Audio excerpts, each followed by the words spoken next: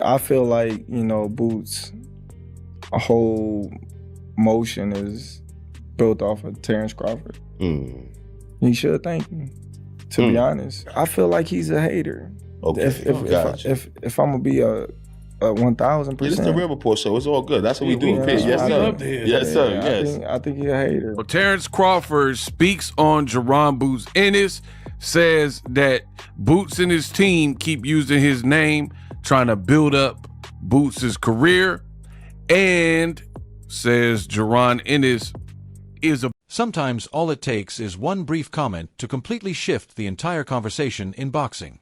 Instead of arguing about knockout power, technical ability, or recent performances, fans suddenly found themselves debating personalities and mindsets. Terence "Bud" Crawford didn't simply bring up Jaron "Boots" Ennis. He revealed how he genuinely views him as an individual. Within moments, the boxing world became divided into two camps.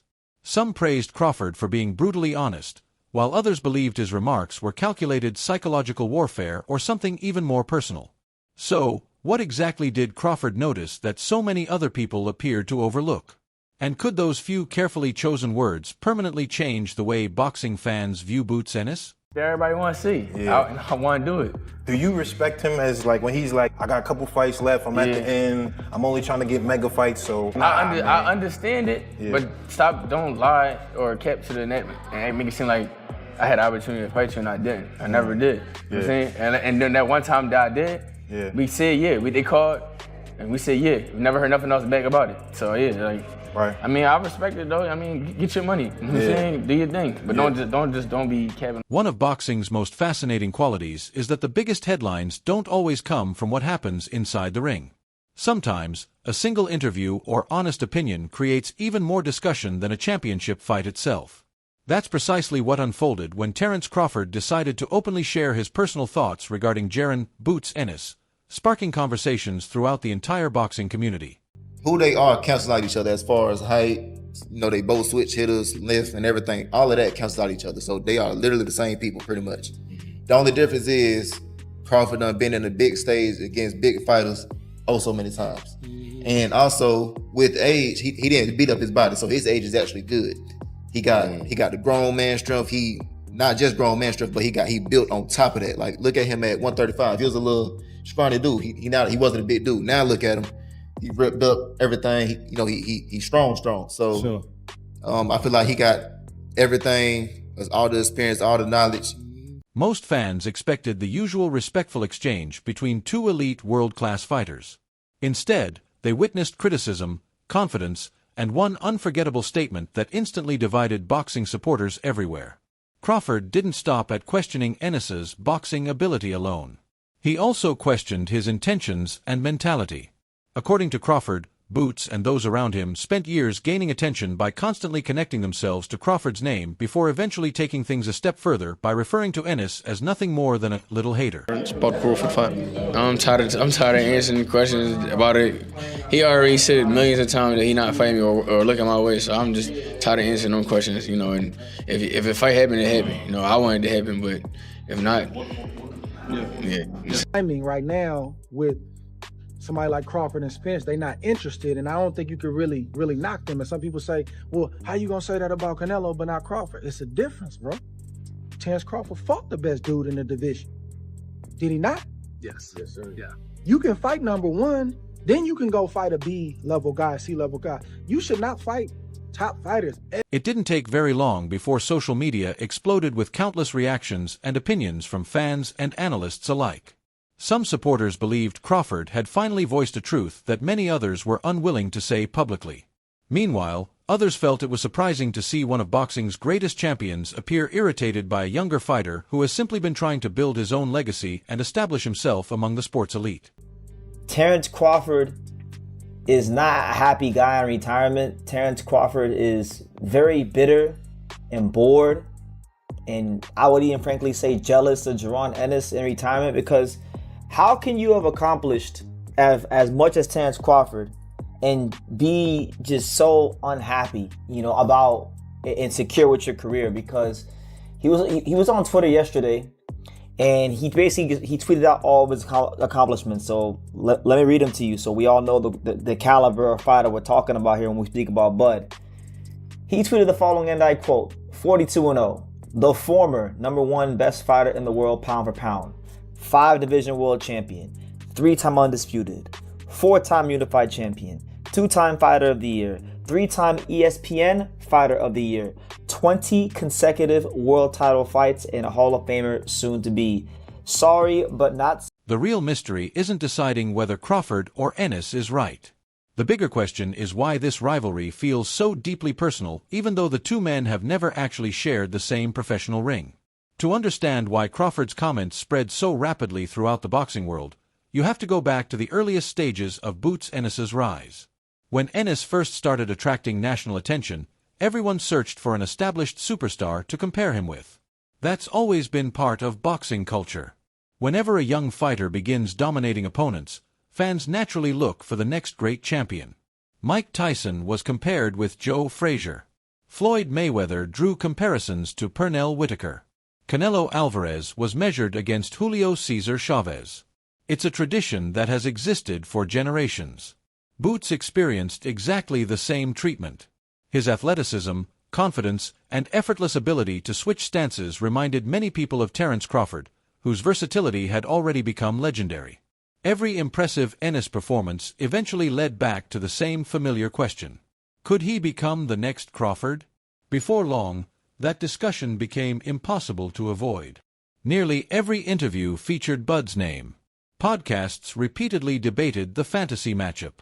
Rankings somehow always circled back to whether Boots was ready for Crawford. Throughout that entire period, Crawford rarely seemed interested in responding.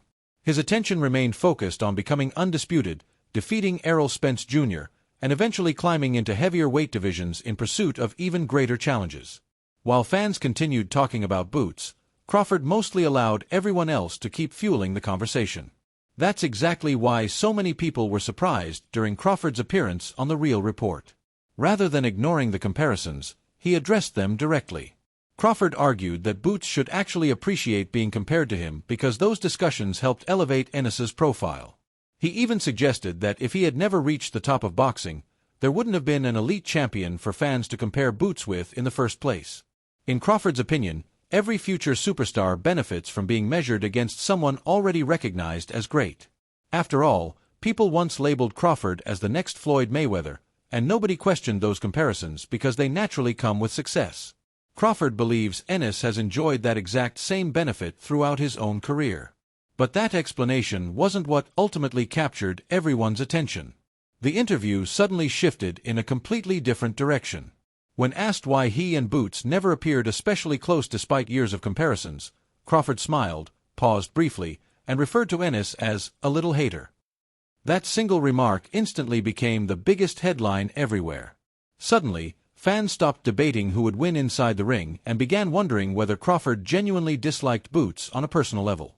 Of this nature in myself, but I don't worry about coming back to prove anything, because me coming back and proving something to people that it doesn't matter, but never matters. For that being, they would say, oh well, he only fought Xander, or they'll come up with some type of excuse. But to credit Boots, like, he's a tremendous talent. What made the situation even more intriguing was the fact that Crawford never fully explained why he felt that way. He didn't reference any specific interview or point toward public disrespect from Ennis. Instead, he suggested that he closely watches people's behavior, body language, and subtle actions that many others simply fail to notice. That left fans trying to connect clues Crawford himself never completely revealed. His supporters quickly defended him, arguing that elite champions spend their entire careers studying opponents and reading personalities, allowing them to recognize things ordinary fans often overlook. They believe Crawford may have witnessed something privately that the public has never seen. His critics, however, remained unconvinced. They pointed out that Ennis has repeatedly praised Crawford and consistently described him as one of boxing's greatest active fighters. Rather than personally attacking Crawford, Boots has spent years requesting the opportunity to prove himself inside the ring. That distinction immediately became one of the hottest debates across social media. There's another important reason this entire story carries so much significance. Crawford has reached a point in his career where legacy matters just as much as victories. Already recognized as one of the greatest fighters of his generation, becoming the first male boxer of the four-belt era to achieve undisputed status in 2 different weight divisions permanently secured his place in boxing history. King, the former 5-division world champion, 3-division undisputed champion, the greatest fighter of his generation and his era, undefeated, first ballot Hall of Famer, Terence "Bud" Crawford, 42 wins, no loss, no draw, 31 wins by way of knockout. Terence Crawford was called on FaceTime yesterday, as I did a video about it this morning, and he was asked about the fight and the situation between himself and Jaron "Boots" Ennis, right? And Terence Crawford responded as he's supposed to. I would have knocked Jaron Boots. Following nearly every dominant performance from Crawford, the exact same question continued appearing again and again. Could Boots Ennis defeat him? Imagine hearing that after almost every single fight. Eventually, almost anyone would grow tired of those comparisons. Even so, Crawford's critics argue that the situation ultimately benefited both fighters. Without Ennis emerging as one of boxing's brightest young stars, would fans still be discussing this fantasy matchup after Crawford had already moved into higher weight divisions? Probably not. That's why many people believe both men gained valuable attention from a rivalry that never actually produced a fight. In many ways, each fighter helped keep public interest in the other alive. As expected, social media exploded with reactions. Team Crawford insisted Bud had earned the right to speak. However, he pleased after accomplishing nearly everything possible in boxing. Team Boots responded by arguing Ennis should never apologize for pursuing greatness or for being compared with one of the sport's modern legends. The discussion continued because confidence has always defined Crawford's career. Time after time, he entered hostile environments, defeated unbeaten champions, and consistently backed up every prediction with impressive victories. That's exactly why hearing someone with a resume like his describe another elite fighter as a hater instantly captured everyone's attention. Jaron Ennis is a hater, and he went as far as to say that Jaron Ennis, he built his whole motion and his whole clout off of the Terence Crawford name. And this also comes after the fact that the day right after Jaron Ennis beat Xander Zayas in his finest hour, Terence Crawford did an interview and pretty much said that if he ever fought Boots, he'd be 10 steps ahead of him and things like that. But at the same time, Terence Crawford's the same guy that will criticize people like myself or people in the media and say that the media never gives credit when... Perhaps Crawford genuinely meant every single word he said. Maybe he was simply joking around. Or perhaps he was only trying to make the interview more entertaining for viewers. Without knowing exactly what was going through his mind, nobody can honestly say for certain. One thing, however, is impossible to deny. His comments achieved exactly what the greatest boxing rivalries have always accomplished. They reignited the conversation. Ironically, the fight itself may never actually happen. Crawford continues pursuing major opportunities in heavier weight divisions, while Ennis remains focused on establishing himself as one of the elite welterweights before eventually moving higher. Their careers appear to be heading in different directions, yet the comparisons refuse to disappear. Fans simply can't stop imagining what might have happened if both men had met at exactly the right time.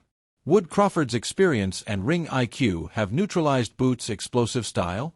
Or would Ennis's youth, speed, and athleticism have overwhelmed Bud? Nobody truly knows, and that's exactly why the debate continues without end. Perhaps that's also why emotions occasionally rise to the surface. Established champions rarely enjoy hearing that another fighter might replace them, just as rising stars don't appreciate being told they're merely following someone else's path. Both perspectives are understandable, and both contain elements of truth. Be Bud. Okay. I don't think Boots could be Bud. Nah. Okay, now, is that a case where he's Boots not... could hurt him, though. He's not experienced enough? Boots got some bullets. So, you know, Bud ain't scared of a fight, so he Hell can't hurt no. him. The thing about Bud, think about, like Bud just put out a message on Instagram. He gave Boots his credit.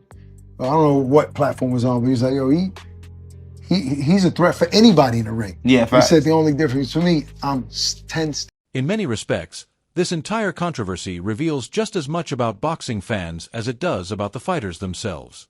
Supporters love comparing different generations, debating greatness, and searching for the next superstar long before today's champions have stepped aside. Sometimes those comparisons generate excitement, while at other times they create completely unnecessary conflict. Crawford's recent remarks reminded everyone that world champions are real people with genuine emotions rather than fictional superheroes. They hear the comparisons, read the headlines, and pay attention to social media much more closely than many fans realize. Whether Crawford truly believes Ennis is a hater or simply interpreted certain moments differently is something only he can honestly answer. Yet one interview accomplished what countless promotional campaigns never managed to achieve. It reminded the boxing world that behind championship belts, enormous paydays, and remarkable accomplishments are fierce competitors whose emotions remain completely real. Crawford never threw a single punch, yet his words carried tremendous impact. Whether you believe he was protecting his legacy, speaking uncomfortable truths, or simply generating excitement, one undeniable fact still remains impossible to ignore. Clowns is competition. That's what this generation of fighters don't understand. It's competition. You are in a competitive sport, and people gonna want to see the best fight the best, regardless. So this is barbershop. This is how you get promoted. This is how you get recognized. These are the people that support you. The barbershop conversations. This is how it starts, right? And so people wanted to see that fight.